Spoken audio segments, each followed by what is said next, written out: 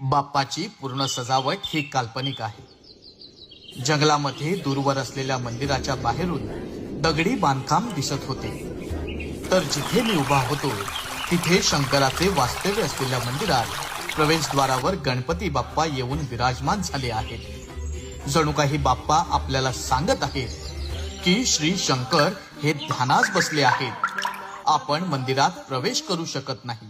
चराचरात तूच मोरया, घराघरात तू देवा रे देवा देवा, गण गण गण गणपती देवा, गण गण पार्वती शिव देवा, गण गण गण